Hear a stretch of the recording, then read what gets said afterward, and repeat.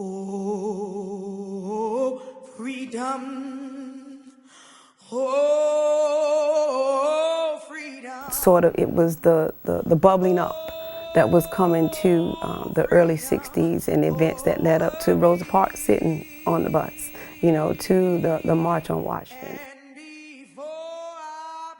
We were proud to do what we know we needed to do. They were a direct forerunner of trying to move the nation into a different direction. The history of the walkout at Adkin High School in Kinston is a marvelous and very encouraging story. And to be honest, I'd never heard about it.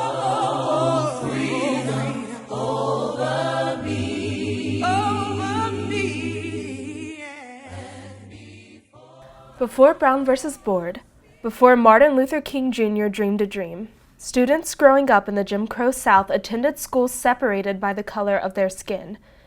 In our little-known town of Kinston, North Carolina, 2 high schools existed, the all-white Granger High School and the all-black Adkin High School.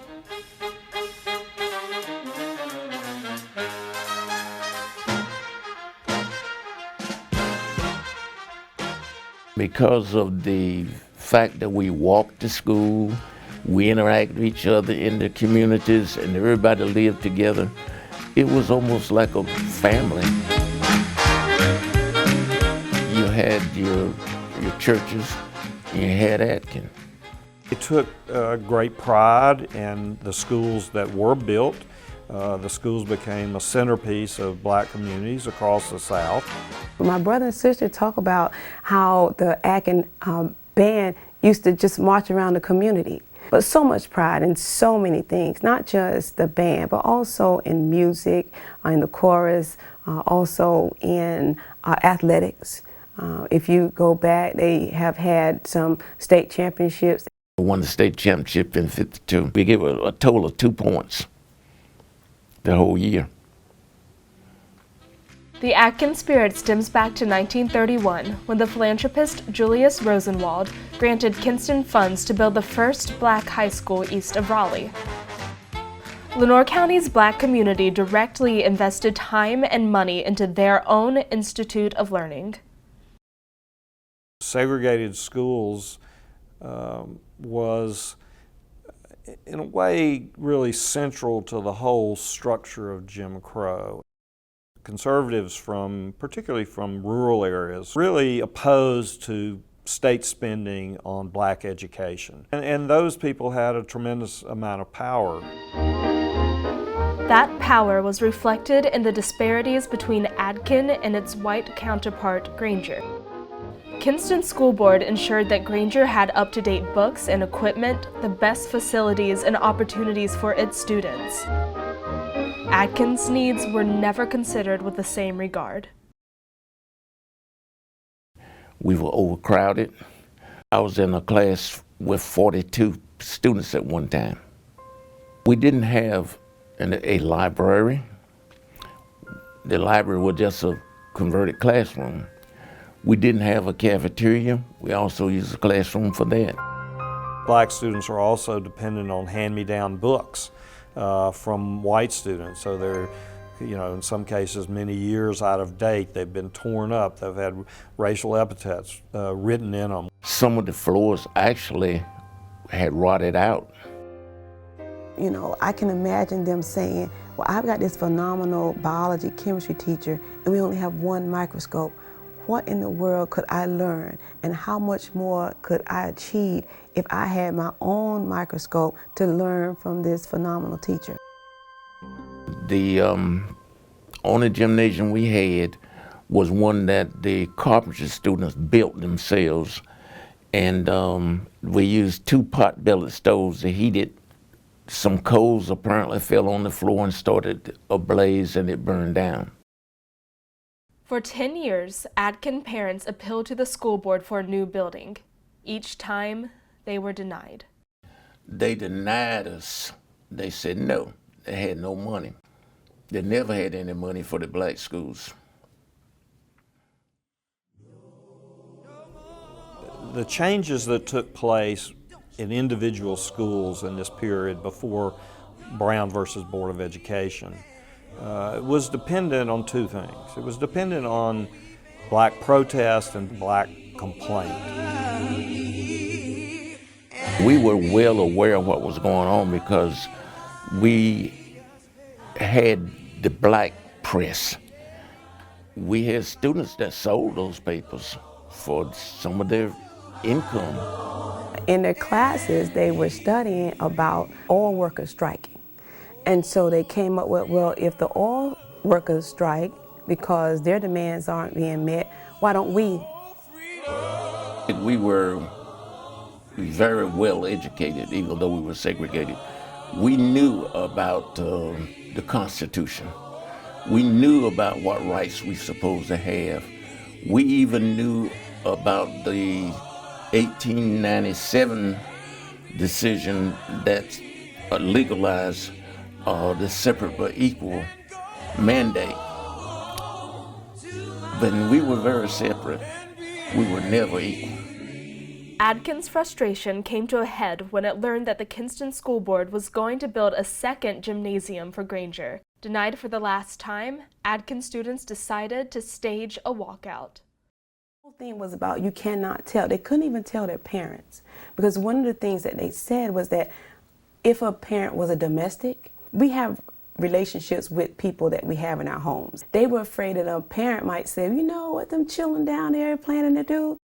The students also couldn't tell the people most important in their lives, their beloved teachers. We knew that if the teachers were involved, they would probably be dismissed. So there was nothing they could do to the teachers or the principal because they were not privy to what we were doing. During November of 1951, the senior class devised a plan of action in Beulah Hussey's social studies class. The code was spread to the younger students, and they knew if this morning announcement was read, the walkout was a go. Carolyn Cofield has lost her red pocketbook. Carolyn Cofield has lost her little red pocketbook. That was the signal that cued the students to walk out. That's what I've been told. That was the sound. All you heard was, you know, the shuffle of desks and students getting up. When the call was made, junior high students got up as well. But when they came out and saw that the junior high students had come, they put them in the middle.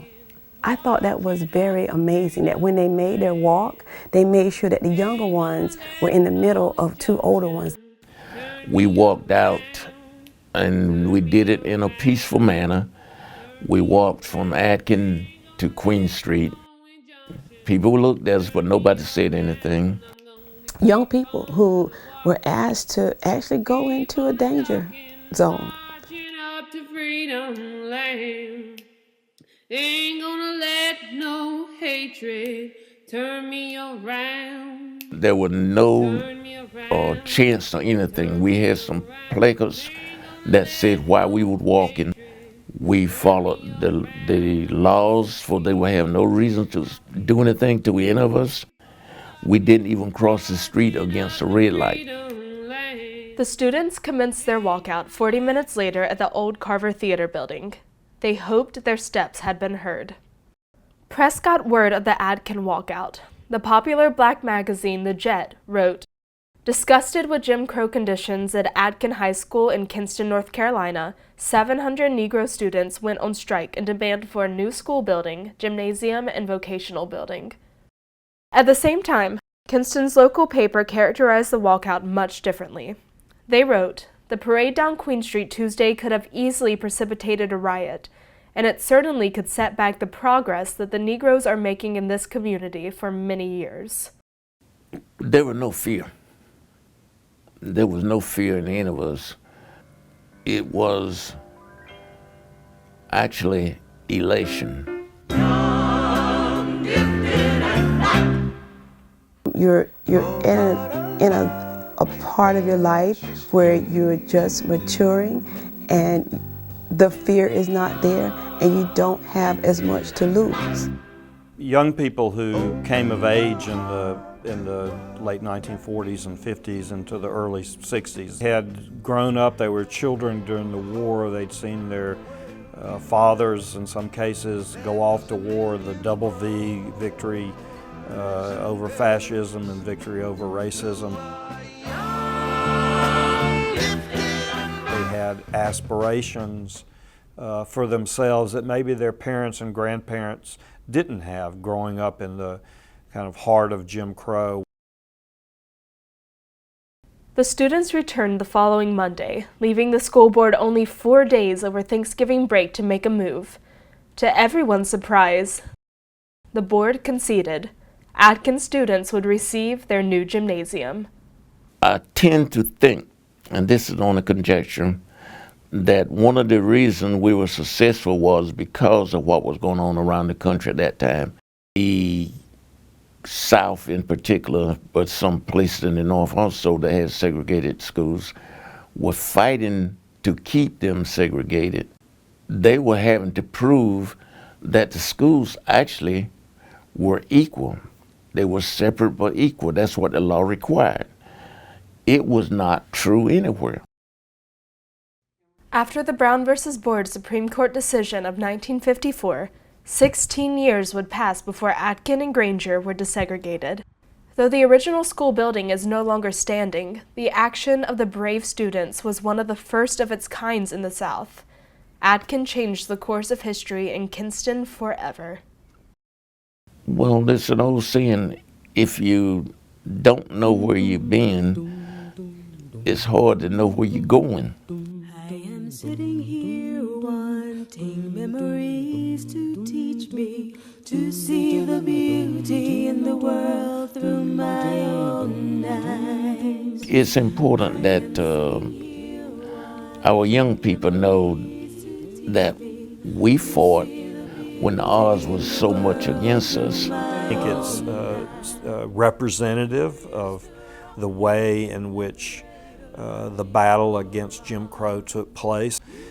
There were lots of different tactics. It happened in a lot of different places.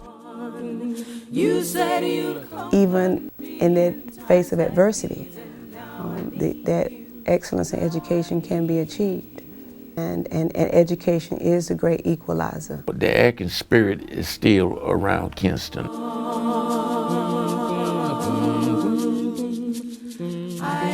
We are Adkin, and as part of being Adkin, this is what we stand for, that we always want to go higher, move further, do better, have more.